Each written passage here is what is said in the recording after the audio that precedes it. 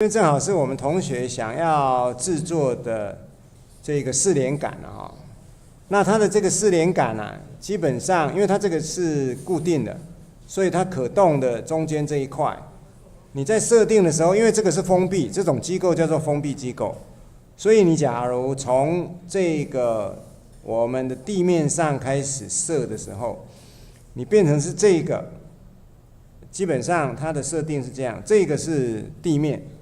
然后它接的这个轴，我把它藏起来了。好，它这个是另外一边啊，它总共有2块。这一个的部分它是接这个轴，这个轴是从这里来，有没有？这个是底座，然后它接的这个，然后这个上面再接第2块，然后第2块中间再接一个轴，然后这个轴再接这一块。好，然后这一块的这边再有一个轴。好，可是你不能够直接把另外这一边，因为它这边有这一样2个是共用地面，然后地面再接这个轴，所以它这边是另外从这里一样的地面，它接的这一块从这个轴做来，然后这个再接这一块，那最后当然基本上的这个点，意思就是说我这一个应该是要接在这个轴上，对不对？可是它这个因为是封闭的，所以它为了求解，它就产生了一个 dummy。所以你在这边，你假如滑鼠右键，你新增的时候，它这边就有一个 dummy。我这边需要2个 dummy 把它粘起来。所以你在粘起来的同时，我就其中一块，这一个是接在它后面。OK， 意思就是说我现在要用这个 dummy 来接这个 dummy。可是这2个 dummy 在接法上它是有特性的。你假如是要做动态模拟的时候，你就要选择动态。假如你是做我们后面，假如你有上课上到这个机构的话，它有一个叫做这个 inverse kinematics， 它是反这个运动学，意思就是说我这个反运动学，我是知道尾端的这个坐标对应的这个路径，可是我要求你其他的这个连杆的角度，或者是这个滑块的位置。可是我们现在是动态，所以你2个连起来，你就要选你2个 dummy， 因为我选的是这个 dummy。然后要连接 dummy 顶，然后它的类型是用 dynamics， 意思就是说你用这2个 dummy 把它连起来，这样子的设定法，它就有办法去求解。否则的话，你这种封闭机构是没有办法。你假如真的把这一个接到后面去，它是没办法算，其中一个一定会断开。好，所以假如这样的话，它的马达是在这里，好，所以它就可以做动。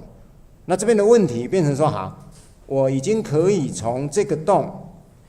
洞口的部分，这个是球会落到这边，然后它的这一块，它这一块里面是有一个凹槽，可以容纳那个球，是没错。问题是你球滑下来的时机，你不知道它什么时候下来。你给它4颗的时候，变成好，我们假如是在这边有做洞，好，有做一个小球，我不晓得是球还在不在，好像已经跑掉了。好，我们看那个球在那边球在那里，然后你开始下来，你的机构还没有到定位去接它的时候，它球已经滑出洞口了。好，所以你可能没有办法直接，它有办法捞到吗？好像有卡到，现在好像有卡到球，好像有卡到球，好像有卡到球，对，好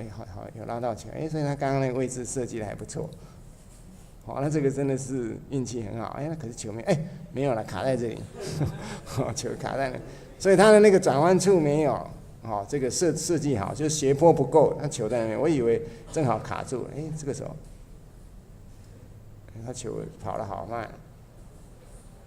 运气会那么好，正好捞到，没有，在洞口。好，所以这个设计可能还要再改良一下，你的斜度不够，然后你那个接球的机制，你还是需要有一个间歇机构挡住球，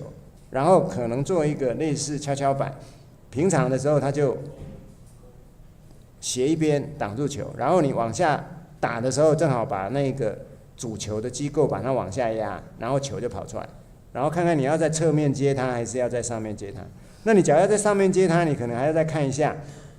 因为它这个机构连下来的时候它并不是在水平的位置，所以球是没有办法在它的上面被接到。